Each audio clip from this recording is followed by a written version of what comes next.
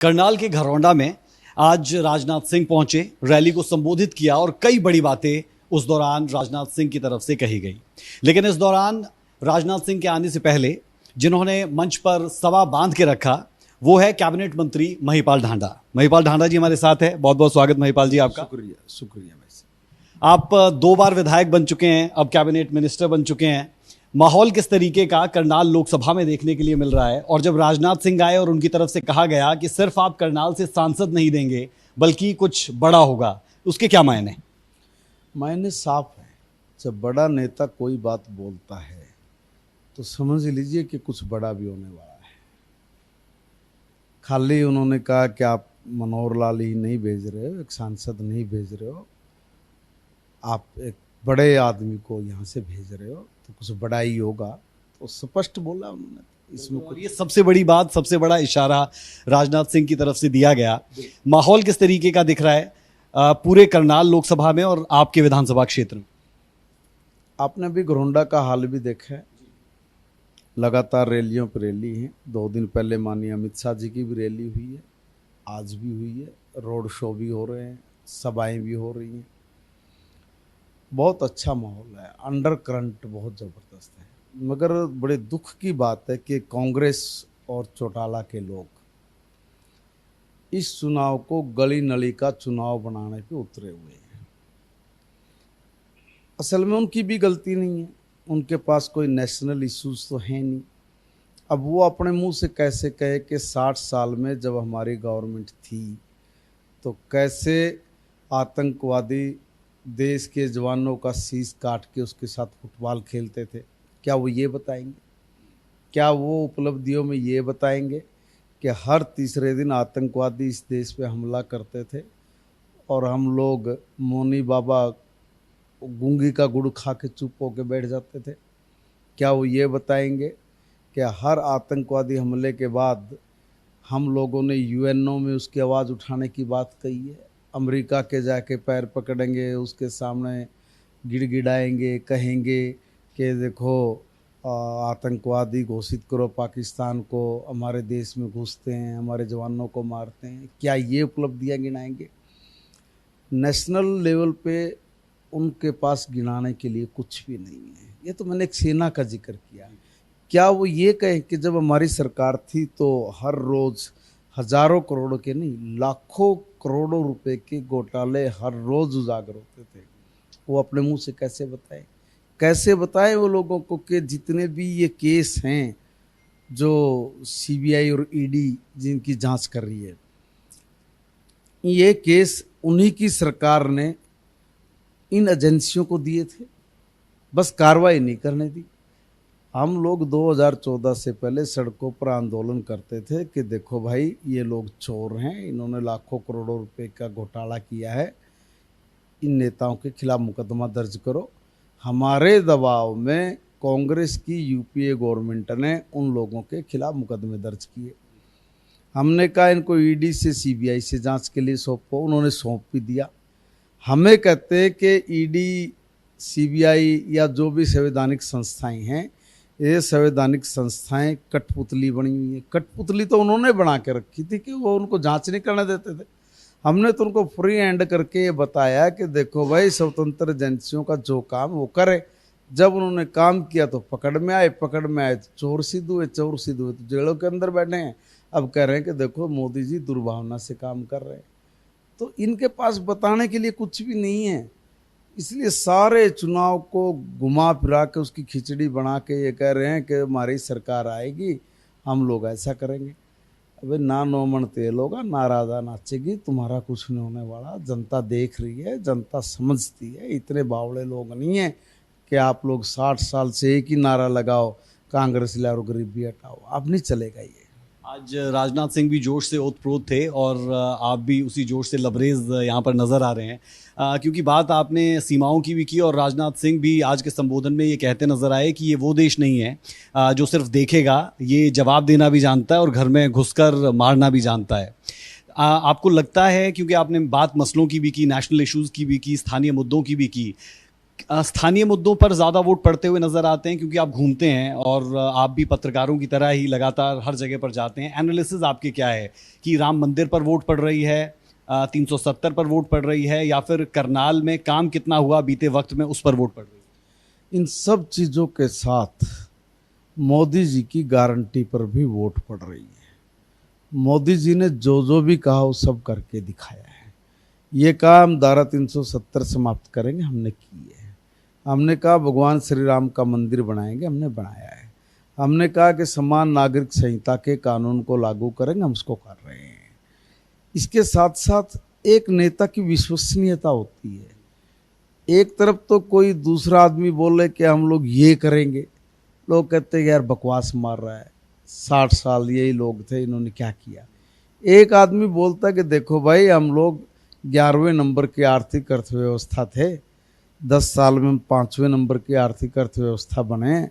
हमारी प्लानिंग ऐसी है कि हम 2027 तक इस देश को दुनिया की तीसरी बड़ी महाशक्ति बनाएंगे। तो रोड मैप तैयार है तभी बोल रहे हैं ना। जब 5वीं अर्थव्यवस्था बना दी तब हमने लोगों को लाभ क्या दिया, अभी सुन के आप हैरान होंगे। कांग्रेस के लोग बोलते हैं कि मोदी जी ने कहा कि 15 लाख रुपए हर व्यक्ति के खाते में डालेंगे जब हमारी सरकार बनेगी। आप मीडिया के लोगों, मैं आप ही को चैलेंज से कह रहा हूँ कि मोदी जी ने जहाँ भी ये भाषण दिया है कि हमारी सरकार बनने के बाद 15-15 लाख रुपए खाते में डालेंगे, वो दिखाओ, दिखा दो, मान जाऊंगा मैं। माना मूलधन 100 रुपये अगर उन्होंने कह भी दिया तो 15 लाख रुपए डालेंगे नहीं, डाल दिए। और एक बार नहीं, जब तक जियोगे तब तक डालेंगे। 5 लाख रुपए परिवार के, 5 लाख रुपए 70 साल के बुजुर्ग माँ के लिए, 5 लाख 70 साल के बुजुर्ग पिता के लिए। अब माँ बाप का इलाज भी परिवार पर नहीं छोड़ा है, बल्कि मोदी जी ने, मनोहर जी ने अपने कंधों पे लिया, कहा कि इनका इलाज हम कराएंगे। 5-5 लाख रुपए सारे देश के बुजुर्गों के लिए, 5 लाख रुपए परिवार का, 15 लाख रुपए भाई साहब को छोटी रकम होती है। हर व्यक्ति को कांग्रेस कोई भी अपनी एक उपलब्धि बता दे जिसमें हिंदुस्तान के हर व्यक्ति को या हर वर्ग को लाभ मिला हो। अब किसान सम्मान निधि है, यानी पेंशन है। जब चौधरी देवीलाल जी ने बुढ़ापा पेंशन बनाई तो उसमें शर्त है कि 1,20,000 से नीचे की जिसकी इनकम है उसकी बुढ़ापा पेंशन बनेगी। अब हमने किसानों की पेंशन बनाई, मोदी जी ने 500 रुपये पर महीने की पेंशन है, वो किसान सम्मान निधि, 1 साल के 6,000 रुपये बने। अब ये जो किसानों की सम्मान निधि जिसके 2 बीघे भी खूड है ना, 2 बीघे का भी रकबा है, उसको भी डाल रहे हैं। एक भी किसान अछूता नहीं है। भाई साहब, इतना बड़ा काम क्या आज तक कोई सोच पाया कि किसान की पेंशन बढ़ाओ? अब ये घटेगी थोड़ी नहीं, ये बढ़ेगी। जैसे बुढ़ापा पेंशन 100 रुपये से बढ़ के आज जहां पहुंच गई है, उसी तरह से ये किसान सम्मान निधि भी बढ़ेगी। एक नया काम हर हिंदुस्तानी किसान के लिए करना अपने आप में बहुत बड़ा काम है और ये मोदी जी ने करके दिखाया है। बहुत से इश्यूज़ को आपने छुआ, इसमें आप उज्ज्वला योजना को भी ले आए, सेंटर की बहुत सी बातें आपने कर दी। स्थानीय मुद्दों पर भी ज़रूर जवाब दीजिएगा कि कौन कौन से काम हुए, क्योंकि मैं उम्मीद कर रहा हूं कि आप जानते होंगे, क्योंकि आपका भी क्षेत्र यहीं पर पड़ता है। एक और दूसरा ये कि मनोहर लाल की जब जब बड़े नेता आते हैं तारीफ़ करते हैं। आज राजनाथ सिंह ने इस बात का जिक्र किया कि मैं पिछले 40 साल से उन्हें जानता हूँ।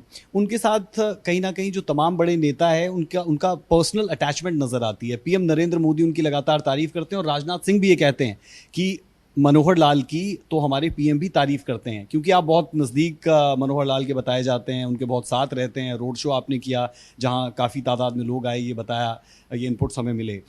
मनोहर लाल की ऐसी क्या चीज़ें जो उन्हें और नेताओं से अलग कर देती है? सादगी और बिल्कुल एक समान नज़र से सबको देखना। बहुत कम नेताओं में एक चीज़ नज़र आती है कि जो सबका विचार करते हों। मनोहर लाल जी भी और हम भी राष्ट्रीय स्वयंसेवक संघ के स्वयंसेवक हैं और संघ का मेन काम व्यक्ति निर्माण करना है। और व्यक्ति निर्माण करने के लिए सबसे बड़ी बात यह कि सामाजिक समरसता। और तभी हमारे अंदर एक गीत गाया जाता है कि सब समाज को लिए साथ में आगे है बढ़ते जाना। यानी सब समाजों को साथ लेके हम लोगों को इस देश को दुनिया का सबसे ताकतवर देश बनाना है। इसलिए कोई भेदभाव नहीं, कोई छल कपट नहीं, निष्पाप दृष्टि से काम करना, ये बहुत बिरले नेताओं में देखने को मिलता है। और ऐसे ही भारतीय जनता पार्टी की वरिष्ठ नेताओं की जो टीम है, उनका विचार भी बहुत बड़ा है। उनका जो सोचना है वो कोई डब्बा बंद नहीं है, खुले आसमान की तरह सोच रख के काम करना, ताकि इस देश के हर व्यक्ति को जो पात्र है उसको सरकार की कल्याणकारी योजनाओं का लाभ मिल जाए। जैसे आज भी माननीय राजनाथ सिंह जी ने भी रिपीट किया कि राजीव गांधी जी बोलते थे कि मैं ऊपर से 100 रुपये भेजता हूँ तो नीचे 14 रुपये पहुँचते। ये चैलेंज था इस देश की राजनीति में, मगर क्योंकि मजबूत राजनीतिक सोच की कमी के कारण ये चैलेंज, ये चुनौती कोई स्वीकार नहीं करता था। मोदी जी ने पहले उसका तोड़ ढूंढा, उसका तोड़ ढूंढ के उस पर काम किया। टेक्नोलॉजी का, इंफॉर्मेशन टेक्नोलॉजी का भरपूर इस्तेमाल करके उन्होंने 100 रुपये को 100 रुपये में नीचे तक भेजने का एक इतना बड़ा काम किया है जिसका कभी कांग्रेस के नेताओं ने सपने में भी नहीं सोचा होगा। एक एक काम, जिस भी काम पर आप उंगली उठाओगे वही काम किया। अब आपने नीचे के मुद्दों की भी बात, स्थानीय मुद्दे आपने बोले। मैं अगर मेरी विधानसभा की बात कहूँ, कहने वाला कोई कुछ कहे, देखो इस बात का कोई फर्क नहीं पड़ता, मगर जो हुआ है वो सबको दिखता है। कोई नेता सोच पाए कि कॉलोनियां वैध करनी है? 40-40 साल तक लोग सरकारों के पीछे पड़े रहे कि देखो भाई हमारे यहाँ पानी नहीं है, हमारे यहाँ सड़कें नहीं है, हमारे बिजली के पोल नहीं है, हमारे यहाँ तार नहीं है, हमारे यहाँ सीवर की व्यवस्था नहीं है। कीचड़ में, गंदगी में लोग बुरी तरह से मर रहे हैं, इन कॉलोनियों को वैध करो। झूठ बोलते थे, मंत्री तक भी बन गए। सब काम करते हुए भी एक भी कॉलोनी क्या हुड्डा या चौटाला जी की सरकार पास कर पाई? हमने 3000 से ज़्यादा कॉलोनियों को वैध किया, हजारों करोड़ रुपया उनकी गंदगी निकालने के लिए खर्च किया है। जहां आदमी नाक पर रुमाल रखकर चलता था इतने 3-3 फीट कीचड़ में, आज वहाँ पे 100 की स्पीड से गाड़ी दौड़ती है। सीवर की कोई कल्पना नहीं कर सकता, सीवर डाला है। पीने की नई पानी की पाइपलाइन डली है। पोल नहीं थे, लकड़ी की बल्ली के ऊपर लोग तार डाल डाल के सैकड़ों डोरियां एक साथ जाती तो कोई जानता भी नहीं था किसकी है किसकी नहीं है। फॉल्ट हो जाता तो दिक्कत होती थी। वहाँ तक हर जगह पे पोल लगाना, उनके बिल्कुल अलग तरह का एक ऐसा सिस्टम जो एक अच्छी खासी सिटी में होता है, वो हमने अपनी कॉलोनियों में लोगों को करके दिया। इसलिए लोग बोलते हैं। गांव देहात की भी अगर मैं बात करूं, 30-30 साल हो गए लोगों की चौपाल नहीं बनी है। हम भी कह रहे हैं ना, आज भी कह रहे हैं हम लोग, अभी भी अधूरी हैं, ऐसा नहीं है कि नहीं है। मगर लगातार टाइम में चौटाला जी रहे, कांग्रेस रही, क्यों नहीं बना पाए भाई? क्यों मांगे पड़ रही उनकी? आज क्यों बन गई? क्यों SC-BC समाज की चौपालें नहीं थी, धर्मशालाएं नहीं थी, अंबेडकर भवन नहीं थे, लाइब्रेरीज नहीं थी, आज कैसे बन गई हैं? क्या ये दिख नहीं रहा है क्या? इनको काम दिखते नहीं, इसलिए नहीं दिखते क्योंकि इन्होंने कभी देखने की कोशिश नहीं की, कभी सोचा ही नहीं।